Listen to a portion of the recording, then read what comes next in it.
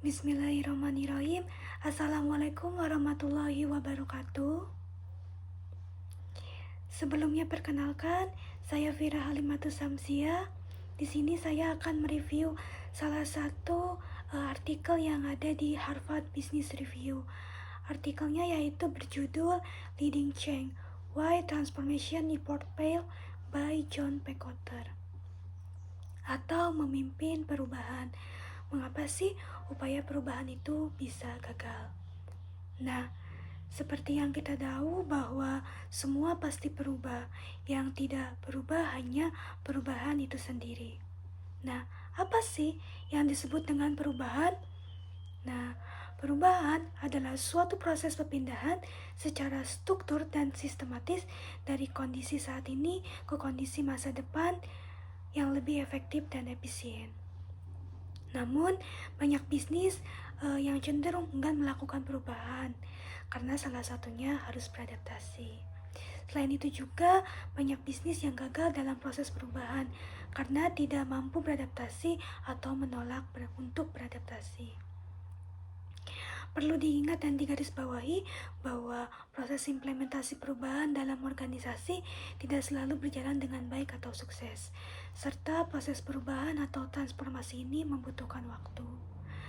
Pertama kali yang harus diubah itu adalah mindset atau pola pikir melalui pemahaman dengan komunikasi. Nah, setelah pola pikir ini berubah, maka behavior pun akan berubah. Perubahan itu proses yang sangat panjang, maka di dalamnya dibutuhkan komunikasi, partisipasi, komitmen, bahkan kompensasi, juga punishment, dan lain sebagainya. Nah, di sini para manajer harus menyadari bahwa transformasi adalah sebuah proses yang di dalamnya membutuhkan sebuah waktu. Oleh karena itu, agar tidak gagal dalam proses perubahan tersebut, ada tahapan-tahapan perubahan yang perlu diketahui oleh para manajer. Ada 8 langkah atau tahapan untuk berubah. Yang pertama yaitu membangun sense of urgency.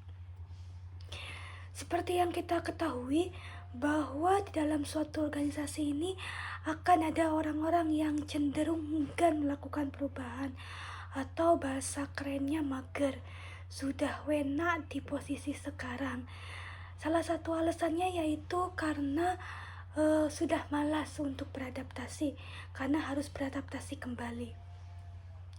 Oleh karena itu, kita sebagai manajer harus mampu menjelaskan mengapa perlu berubah, mengapa penting sekali berubah. Kita harus mampu menjelaskan bagian hitam dan putihnya. Ya, di dalam menjelaskan itu juga diperlukan kemampuan komunikasi yang efektif dan efisien.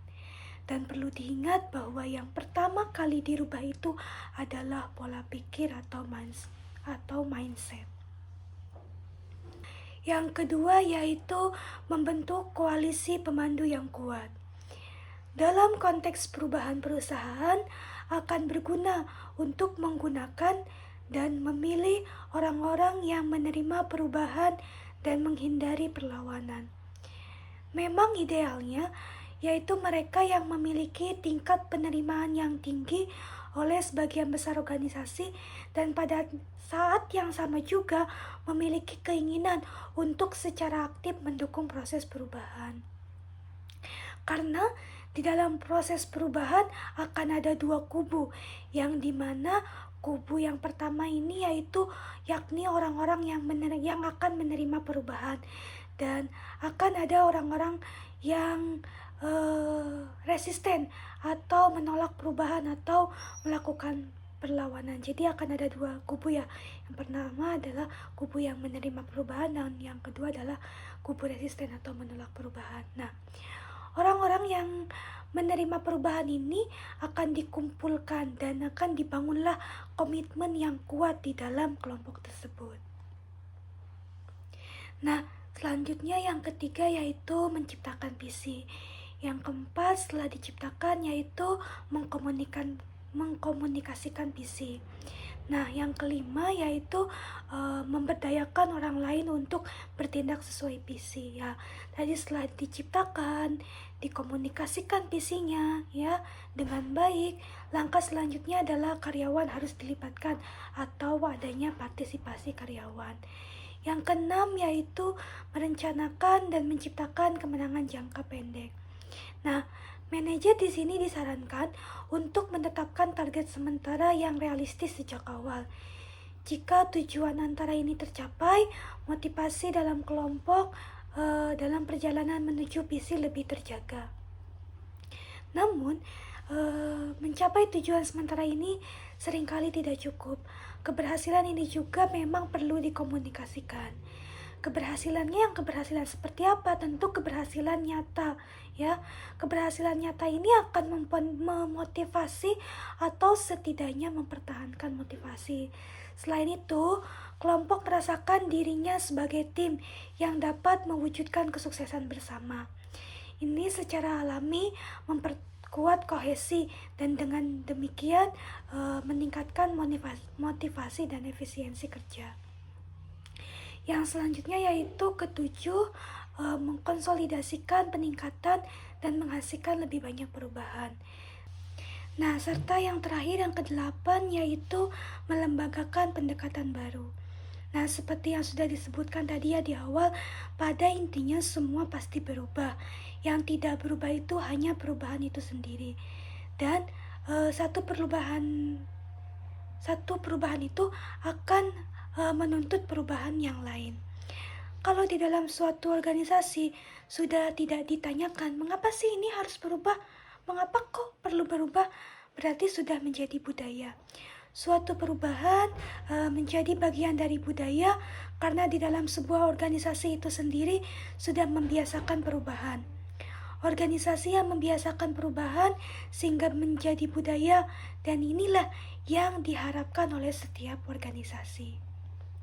Segalanya memang berubah, termasuk apa yang dihadapi perusahaan, baik di dalam maupun di luar perusahaan. Tidak hanya dalam proyek, tetapi juga dalam aktivitas sehari-hari. Sebuah organisasi itu harus mampu beradaptasi dengan lingkungan dan teknologi yang berubah dengan cepat. Organisasi terkadang menjadi rentan, pasif, dan membosankan, sehingga perubahan organisasi memang harus dipaksakan. Jika tidak, sudah dipastikan organisasi ini akan tergeser dan tertinggal jauh di belakang para pesaingnya. Banyak sekali sekarang ya organisasi yang tidak mampu dan gagal beradaptasi dengan perubahan. Akhirnya apa? Akhirnya tertinggal dari para pesaingnya, akhirnya gulung tikar ya. Dan akhirnya organisasi ini menjadi mati atau pasif. Dan perlu diingat bahwa agar upaya perubahan atau transportasi memiliki peluang terbaik untuk berhasil, lakukan tindakan yang tepat di setiap tahapan dan hindari jebakannya. Demikian yang dapat saya sampaikan. Kurang lebihnya saya mohon maaf yang sebesar-besarnya. Ditutup. Wabillahi taufiq wal hidayah. Wassalamualaikum warahmatullahi wabarakatuh.